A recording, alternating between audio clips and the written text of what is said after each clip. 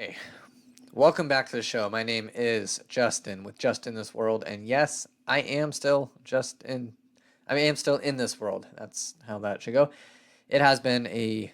It has been some time since I recorded. I'll just put it there. It's been too long. It's been actually 2.5 months since I've published anything. Do I have a good reason for that? Not really. Do I have reasons for that? Sure. I'm going to spend a little bit of time catching up over the last couple of months. I've really just been spending some time thinking, processing, praying, and just trying to really, I don't know, figure out what's going on in this world.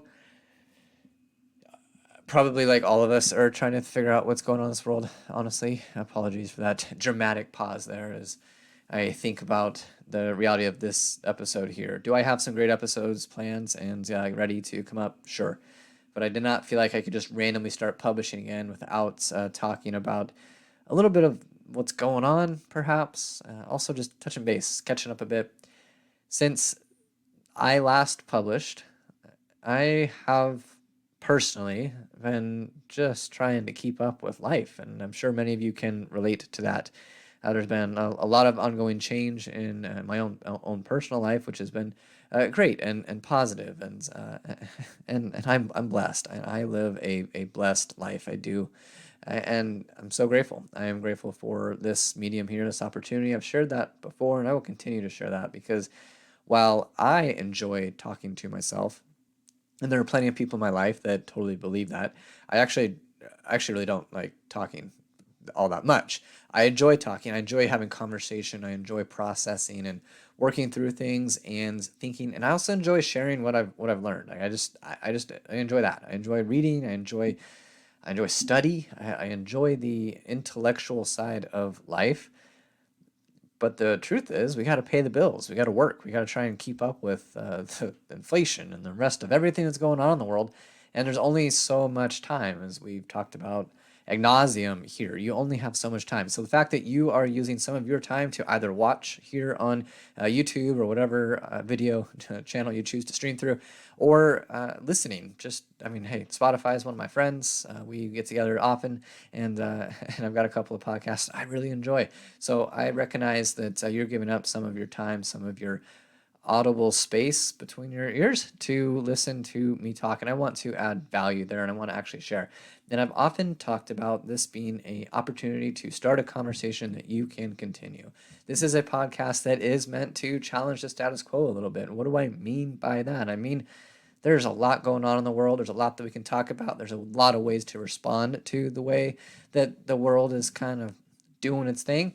And there's a lot that says about you and how you choose to respond and work through things, whether it's political things, whether it's things in your professional environments, at home, in your church environment. There's a lot to spend time on. And yet we find ourselves getting distracted by so many things, games, by different just entertaining channels of this, that, and the other thing. And so while I do seek to entertain, I do hope to sharpen. And my heart of hearts is to lead men and to step up and be part of that rising tide. And I've shared that before, and I'm just kind of recapping here in case you're here for the first time. If you have stuck with me for any period of time, I'm grateful for you. Please continue to share the show. It has been rather encouraging to check the analytics once in a while, despite not publishing, and still seeing that the show is being downloaded and being shared. And that means the world to me, and I want you to hear that today. So let's enough of that, enough of that mushy gushy stuff. Let's dive into some conversation pieces here and some things to think about. So backing up to June, I'm going to spend a little bit of time here talking about kind of where we're at in the world. Now, I am living currently in the Pacific Northwest. I live in a very blue side of the world, while I am of much more of a conservative leaning on many things.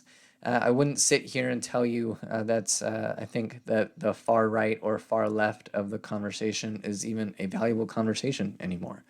What I think is more intriguing is our lack of ability to converse at all. And that's just growing more and more alarming in society. It just is flat out. And those that we have at the top, at the helm, do not seem to well, don't really seem to be in a hurry necessarily to solve that problem. And what is the solution to that problem? Well, we have some people arguing policies that are, well, let's put it frank. It's un-American and likely going to lead to absolute chaos and destruction. And we have other people who are arguing policies that are rather American focused and America first, as we might put it.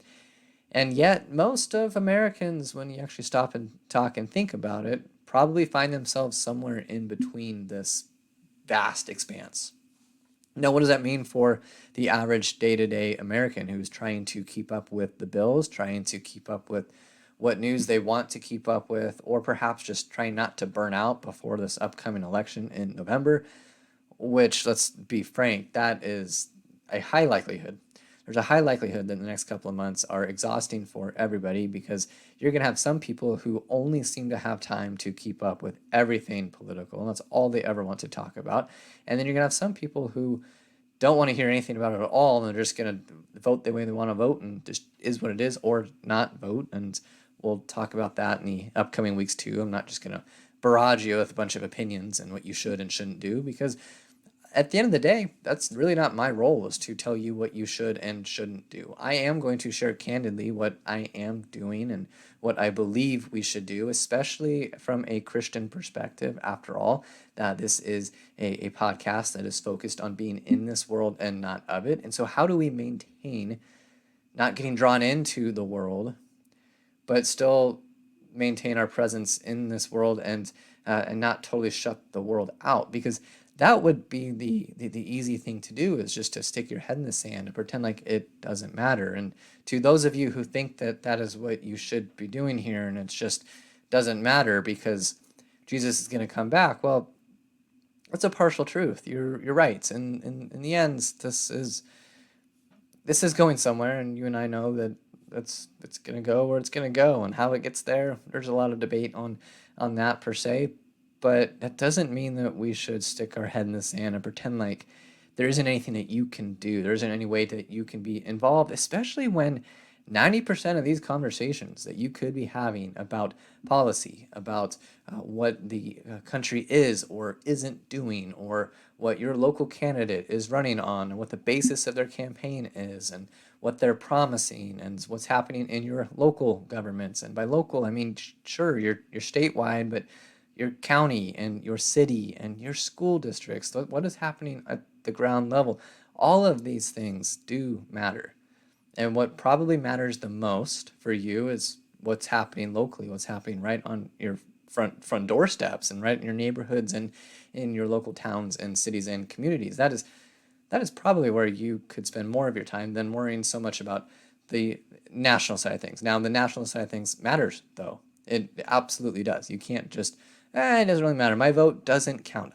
Where I live, I am not necessarily going to vote with the masses. We'll just put it that way. And yet my vote still counts. And I for sure will be sending in that ballot, turning in that ballot. That's another topic, isn't it? Talking about our voting system and how long it takes us to count up votes that are now electronic, when it seemed back in the day, not that long ago, when we didn't do the electronic side of things, we had results a lot faster. Man, that's interesting, but we'll table that one for another separate podcast. This is my heart as we kind of catch up here on the state of the state of the union in many cases. We have some work to do. We have some work to do.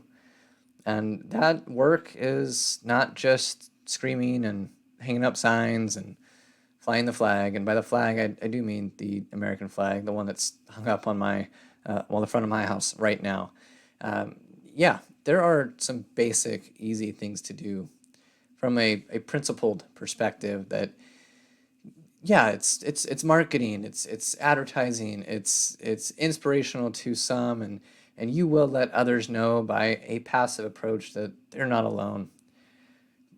But realistically, the best thing that you can probably do is start the conversations with those around you and be willing to actually listen and have the conversations. Some people are worth talking to, some people are going to listen and engage, And that is what I have found personally, and that is what I would share here. I really enjoy having conversations with those that come from an opposite side on something than I do, for a few reasons. It's intriguing sometimes to hear the basis of an argument or lack thereof, and it's also just fun. It's not about playing with people or trying to one up somebody. But in the end, what I find is there's a lot more common ground when it comes to life as a human being, and those are awesome moments to share with people when you obviously know that you're coming from the complete opposite side of the aisle or the pew, or one of you's in church and one of you's not, for instance. Yeah, you know that there's obviously some differences. And when you start talking about those differences and getting to know somebody's story and getting to share as well and share perspectives, you find yourself at a place where, oh, we might actually have some common ground that we can work on here. And now this is not the rule of thumb. This is not true for everybody in every conversation. I do get that. Trust me, I absolutely experience that on the regular basis as well. And all I can really hope is at the end of the day that there's some seeds planted, and there's some further well, working of that soil that needs to happen, and I'm okay with that. I can't convince. I'm not out there to convince anybody or change anybody's mind, but I'm also not going to sit around and pretend like I agree with everything that is being said or everything that's in my environment around me that's happening. I'm just not going to do that. It doesn't mean that I'm going to be argumentative, though. What it might mean is that somebody might say something, and I might say, "Oh, that's interesting. What made you come to that conclusion?" Or tell me more about that. And truth be told, I have found that there are some people who have absolutely thought through everything that they say. And I am impressed with those conversations because those are the ones that are the most fun. Those are the ones where there's the most common ground that's found. And generally, that actually leads to more of a relationship type of an interaction where there's, phone numbers exchanged, or there's just a growing continued dialogue. Maybe it's in the workplace, maybe it's in the neighborhood, maybe it's with a neighbor. Neighbors, the people that live in the houses around you that are also living, breathing, thinking people that need to know who Jesus is too. Yeah, those people. All of that, all of that, all of that matters. All of those interactions, they matter. Every conversation that you have matters, and it can matter for a variety of reasons. But if at the end of the day it just helps you to further work out what you believe and where you're at on some of these things, then great, then awesome. That's a huge benefit there. So diatribe aside, we had a presidential debate at the end of June that was interesting. And interesting in that it revealed a lot of things that we already kind of knew. One, it revealed that Biden is not fit at all, not there. We are committing elder abuse and have been as a nation for some time, and shame on those that have forced that to go along. All that aside, there was no winner in that debate, and I know I'm not going to make a bunch of friends with that comments, and I'm not trying to. We're past it. Things have moved on, but I'm talking about this for a reason. There there's an obvious loser, and that was the United States of America. Yep, I'm going to catch some heat for that one too. Bear with me. We are watching our nation fight over everything. We are more divided than we have ever been, and that was not a great display of the people that we have chosen to put at the helm. Now, Trump, I think, did a pretty good job overall of maintaining composure and uh, not going on the tangents that I think that the left side was expecting. I think they're expecting a much more ruthless Trump. He's much more strategic and thought out. However, I do think that had he stuck to policy and answered the questions that were being asked and done so, and kind of ignored the lingering nonsense, essentially, I think that all of America would have gone, okay, that was that was unexpected and that was much different. Do I think it would have sealed the deal? No, I don't think it would have sealed the deal for anybody. But there is a number of questions where, for better or for worse, he went back to the previous question or didn't get off of a topic when he could have gotten off a topic and just moved on and just nailed the policy and stuck to what he's going to do when he gets in office. That would have been interesting. Now I'm sharing that. I'm going all the way back to this debate moment because this is when I was getting ready to record and I was like, I'm gonna record and talk all about this. It's just so tiring to listen to and get caught up in the algorithms that just recommend, oh, you listen to a little bit of this, you should listen to this, you should listen to this, you should add that to, oh, you might like this channel, oh, you might like this, you might like that. And I get it, like it's part of the game, right? And I am publishing content that I hope people will listen to, right? So it's it's almost a pot calling the kettle black sort of situation, except what I find for myself is I have pretty good boundaries around a lot of this. I have some disciplines that have taken time to build, and I've been pretty good in the past of setting up these boundaries and not just diving down the black hole over and over and over. And yet, post debate, I just found myself spending way too much time just black hole after black hole, just video after video after podcast after this after that, and just thinking way more than doing and participating. And part of this was because of some things that happened at our local election level here in Washington State for our primaries. And nevertheless, I found myself spending a whole lot of time going where I didn't want to go as far as content and just time consumed and thought and I just needed to unplug. I didn't want to talk about it. I didn't want to publish about it. And so that is part of why, no, it's not the debate that made me do it.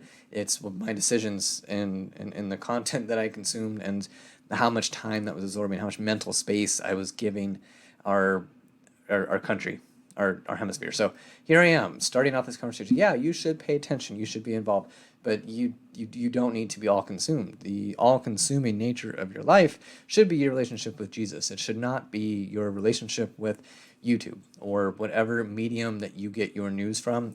That should not be all consuming. If that is all consuming for you, it's time to pull the plug and figure something else out, because that's not helpful, nor is it fruitful. And so there it goes. I unplugged altogether, unplugged from this, and still found myself being drawn into the conversations. And again, some of these conversations are absolutely great, specifically ones that I'm having, like audibly with people.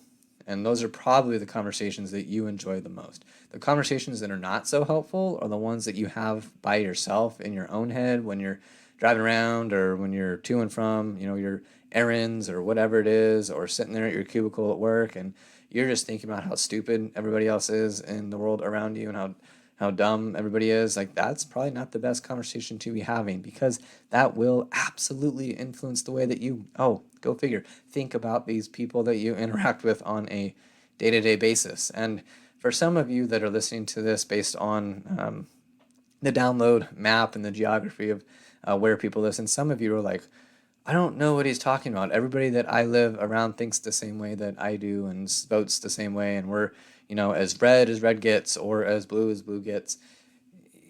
You are either blessed for that or you're missing out. I don't know yet which one, but I'll let you know. And when I figure that out, I'll let you know. Maybe it'll be a whole episode about that. The truth of the matter is, we as Christians we're reaping the harvest of what we've sowed. And that question is, and should linger in your minds. What sort of harvest are you reaping right now? Because just to put it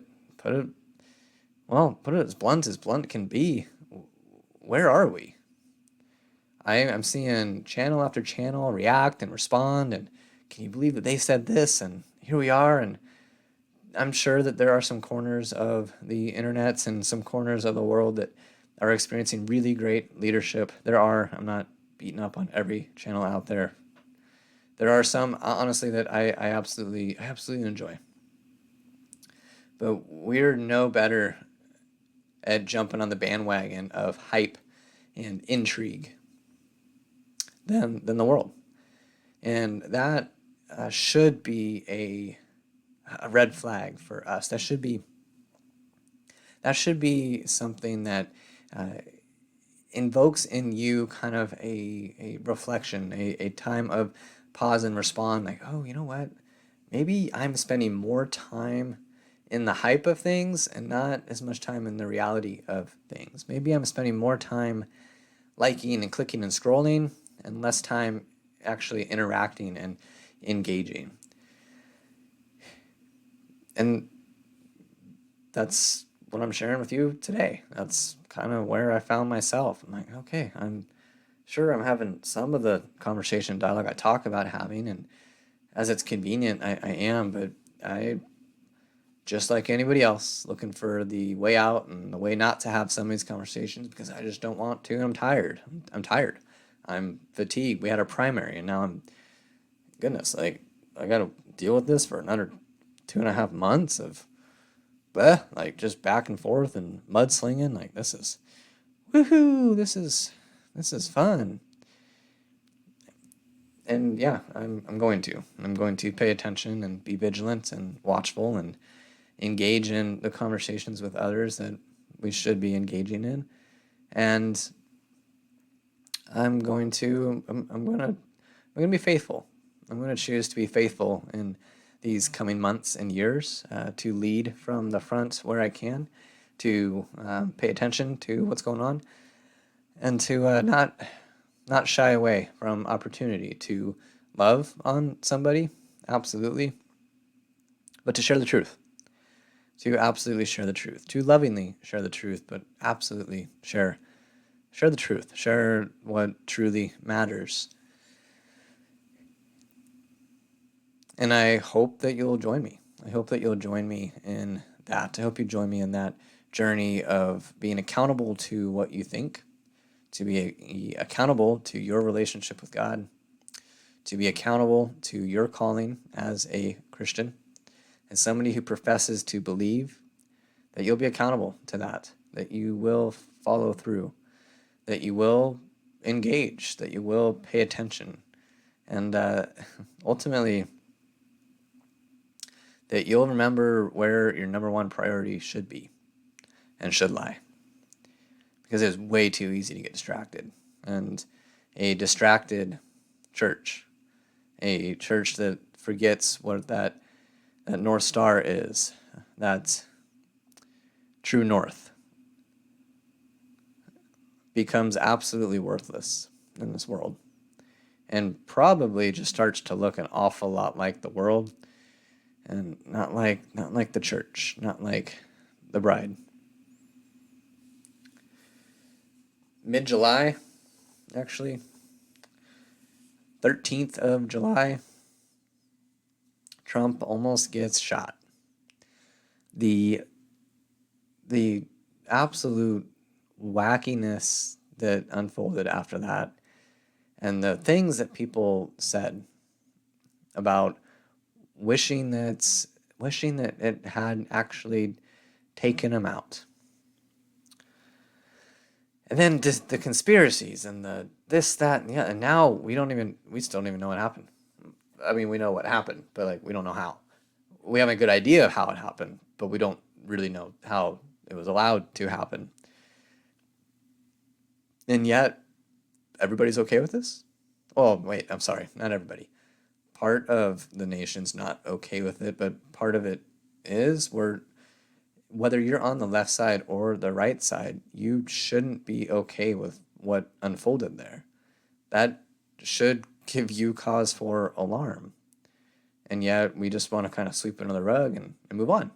Now, thankfully, there is enough people that are demanding answers that we're getting more and more info coming out. But if there was an event that caught my attention, it was that one. And I'm sure that I'm not alone in that. The the amount of content that came out right after that showing the trajectory and how many shots are fired and all of the just all of the thoughts about it. Wow, there's a lot going on there, and yet, oh, you could just scroll from one video to the next, from one short to the next. There's this person's perspective and this person. There's these interviews on the street. What does America think about this? And some people are like, I wish they should try again. And who's they? Like, do we know who they is? And there's other people that are like, this is terrible. Like, like, what's going on here? And then, oh, another thing for us to be divided about. Perfect. And then you got Biden dropping out of the race altogether. Okay, well, most people are kind of, I mean, yeah, sure, it's the incumbents. Do you need a primary if you're going to run the incumbent again? And maybe not. I mean, is there much of the nation who's questioning whether or not he should run again in the first place? Yes. But then to not have any sort of a primary process, put the VP in place who has been talking about all of the things that she's going to do as president, and yet none of these things have gotten better while she's been vice president at all. Yeah, I mean, there's some questions there, but again, all of us as a nation should be annoyed with this. Me, as somebody who leans right, go figure, I am annoyed with the fact that there was zero process for putting this person up as the candidate. Then you got the DNC and how rah, rah, rah, rah, blah, blah, blah. And as somebody who believes in our processes as a nation, yeah, a little concerned about how that all went down. In fact, it's very concerning. And if you are listening to this and you're somebody who is firmly planted on the left side of that aisle, I love you. That's your choice. That's your prerogative. You should be wary of that whole situation. That should be concerning. And here we go, full steam ahead, from there. And whether or not, no matter which side of the aisle you're on, the logical person takes a step back and goes, okay, this is intriguing. Maybe you don't. Maybe you don't take a step back and think this is interesting at all. Maybe you just don't care at all. And maybe part of me is envious of you, the fact that you can find yourself there. Maybe it's me thinking about the future. Maybe it's thinking about the country as my children grow up. Maybe it's thinking about what I'm leaving behind for them. Do I want to be somebody who 20 years from now, when I'm standing in line for bread rations or whatever extreme situation you can think of, and I come home and I'm talking to my kids, and I mean 24, okay, so 25, let's say 25, 30 years from now, and my grandkids potentially, if I'm blessed in that way, I don't want to be one of the people who, when I'm talking about the past, am talking about the past that I just kind of sat back and watched. I don't want to be one of those people who didn't give every effort that I could where I could, that didn't stand in the gap, that didn't stand up for what was right and what's true. I don't want to be that guy at all. And yet, I do think it is very easy to find yourself that guy. I think that it's probably more easy than anybody would care to admit. So what am I doing to prevent that? Well, I will share more in unfolding episodes personally about where I'm at on that. But if you've been with the show at all, then you know that it's about taking personal responsibility and accountability for the decisions that you make and the life that you live. You know that it's about taking care of what God has given you. You know it's about tending your land. And if you know what I mean by that, then you don't need to hear this next part, but you know that it means fighting against laziness and complacency. You know that it means not looking like the rest of the world. And we're really the majority of everything. It looks like going against the grain. It looks like being different. People will think that you're a bit odd. They'll think that you are a person of intrigue. They might even talk about you. Well, welcome to the club. It's a great club to be part of. And I would invite you in. I would invite you in and know that your price for payment, your price for joining the club is it's gonna vary and it's gonna change and it's going to well, it's gonna be an easy price sometimes, and other times it's gonna be more difficult. And that's some of what we'll be talking about in the upcoming episodes. But I'm going to kind of wrap up with this back to life sort of episode here. I am, in fact, in this world still. We are still publishing. We got some great episodes planned and coming up here. And again, some changes and some updates, some better backgrounds, for instance, some more visually interesting, so you don't just see my head popping around here and a whiteboard behind. There's some plans on the horizon. There are, but there are some focused priorities right now. And for me and my house, we know what our priorities are, and we know what we're focusing on and what we're working towards. And I'm going to continue sharing that journey, sharing some of that, talking about things that are going on in the world, sure, but really focusing on helping you, helping your community, and focusing on getting to the heart of the matter, specifically for you men. We can keep stepping up. You can take more arrows than you think, and that's where my heart's at, and that's where we're going. So again, I'm grateful for you, the listener, those of you that have kept up, those of you that have continued to share the show and share different episodes. I'm grateful for you. It's very encouraging to check in on the analytics once in a while and see that the show's still being downloaded. I suppose that's well, honestly, it's a blessing. So thank you. If you got anything out of this, please feel free to share. If you're excited about the show being back on, then please let me know. Reach out. The contact info is below. Feel free to shoot an email over or connect on the Patreon site. You do not have to pay for a membership there at all. You can interact and chat with me there, and I'm looking forward to catching you on the next episode.